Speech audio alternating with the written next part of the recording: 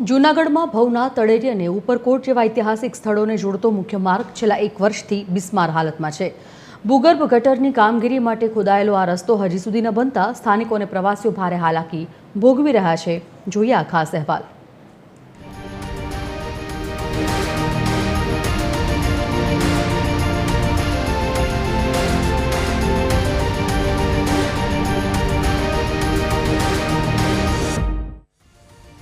આ છે ભવનાથ, તળેટી અને ઉપરકોટને જોડતો મુખ્ય માર્ગ, જે અત્યારે અકસ્માતનું કારણ બની રહ્યો છે। મનપાની બેદરકારી એવી કે લીલી પરિક્રમા અને શિવરાત્રી જેવા મેળાઓ પૂર્ણ થયા છતાં તંત્રને રોડ રિપેર કરવાની ફુરસદ મળી નથી। રસ્તા પરના ગાબડાઓને લીધે વાહન ચાલકો જીવના જોખમે પસાર થવા મજબૂર છે। ખાડાઓ એટલા ભયંકર હદે વધી ગયા છે।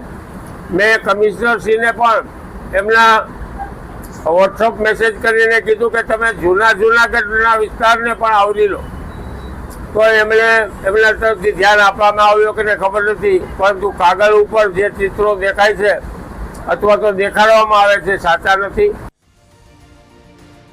મનપાની કામગીરીની પોલ તો ત્યારે ખુલી કે જ્યારે રોજના 1 લાખ રૂપિયાના ભાડાનું PQC મશીન અહીં ધૂળ ખાતું જોવા મળ્યું। મશીન આવ્યું પણ રસ્તો ન બન્યો, પરિણામે પ્રજાના ટેક્સના પૈસા પાણીમાં ગયા। હવે ચોમાસું બેસ્યું છતાં પણ કામગીરી સદંતર બંધ છે, જેના કારણે સ્થાનિકોનો રોષ ભભૂકી ઉઠ્યો છે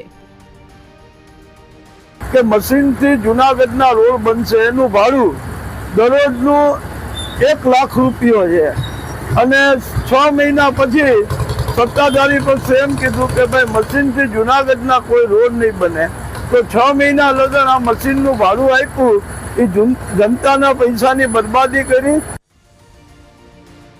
બીજી તરફ મનપા શાસકો સફાળા જાગ્યા હોય તેમ આશ્વાસન આપી રહ્યા છે કે કાળવા ચોકથી જવાહર રોડનું કામ પૂર્ણતાના આરે છે। ચોમાસા બાદ નવી કેબલિંગ અને પાઇપલાઇનનું કામ પૂર્ણ કરીને સીસી રોડ બનાવવાના દાવા કરવામાં આવી રહ્યા છે। હવે ચોમાસાની અંદર આ રોડ ખોદીએ, પછી એની બધી જે યુટિલિટીઓ છે એનું જોડાણ કરીએ અને પછી એની ઉપર PCC કરીએ અને પછી રોડ કરીએ, એમાં ખૂબ વાર લાગી જાય। એટલે ચોમાસાના ટોટલ 3 મહિના છે, એ 3 મહિના પછી અમે આ રોડ છે એની કામગીરી હાથ ઉપર લેશું। મનપા શાસકો હવે ચોમાસા બાદ કામ પૂર્ણ કરવાના આશ્વાસનો આપી રહ્યા છે। પ્રજાને માત્ર વાયદા નહીં પણ કામ જોઈએ છે, પણ સવાલ એ છે કે શું આ આશ્વાસનો હકીકત બનશે?